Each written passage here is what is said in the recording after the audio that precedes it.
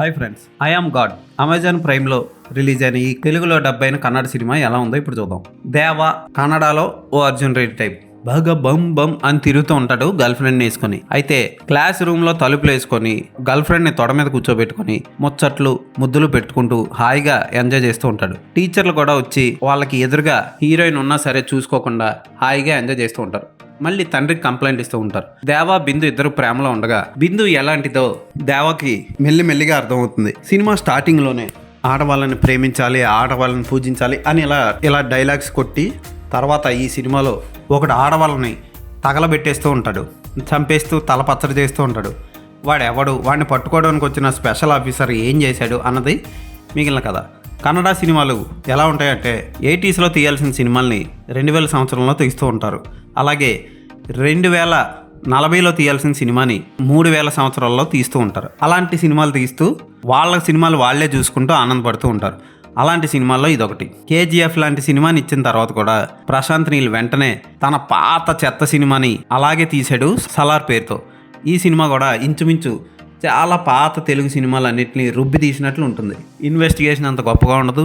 అంత పెద్ద పుడింగ్ ఆఫీసర్ని పిలిపిస్తే విలన్ గాడు వచ్చి నే అని ఆడి ఫేస్ నాడికి చూపిస్తే అప్పుడు ఆడు క్లైమాక్స్లో ఆయన పట్టుకుంటాడు. అంతే తప్ప అలా చెల్లిని చంపేసిన వాడిని పట్టుకొని కేసుని క్లోజ్ చేసేద్దాం అనుకుంటాడు పోలీస్ ఆఫీసర్. ఇలాంటి సినిమాలు ఎందుకు తీస్తారో అర్థం కాదు. ఏ మాత్రం ఇంట్రెస్టింగ్గా సాగదు, పరమ బోర్ కొట్టిస్తుంది. మధ్యలో 2 పాటలు వస్తాయి, ఆ పాటలు తెలుగు డబ్బింగ్ కూనీ చేశారు, వరస్ట్గా ఉంటాయి. ఫోటోగ్రఫీ పర్వాలేదు, బడ్జెట్కి తగ్గట్టు ఉంది. హీరో అక్కడక్కడ ఓవర్ యాక్షన్ చేశాడు. ముఖ్యంగా క్లైమాక్స్ సీన్లో హీరోయిన్ అమ్మతో మాట్లాడే సన్నివేశాలు, హీరోయిన్తో ఉండే సన్నివేశాలు అన్నీ ఓవర్గా అనిపిస్తాయి. పైగా మళ్ళీ క్లైమాక్స్లో పెద్ద ట్విస్టు, ఆడు ఇంకా చచ్చిపోలేదు అన్న టైప్లో పెద్ద ట్విస్టు. ఇలాంటి ట్విస్టులు, హీరోయిన్తో ఓవర్ యాక్షన్లు. హీరోయిన్ కూడా అంతే, ఒక క్యారెక్టర్ ఉండదు, పాడు ఉండదు.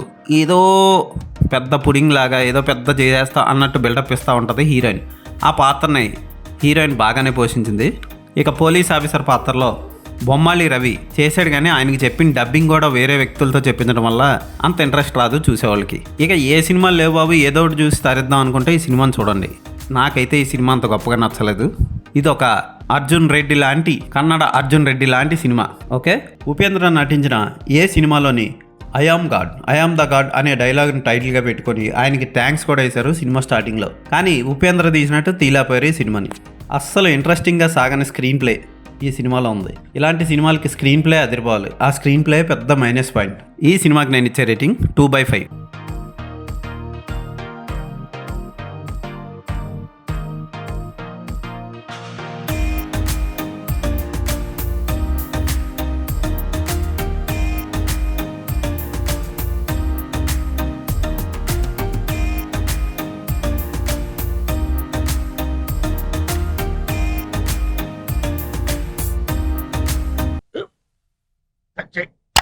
మన స్కూల్ బెంచ్ లాగా ఎంత గట్టిగా ఉందోరా.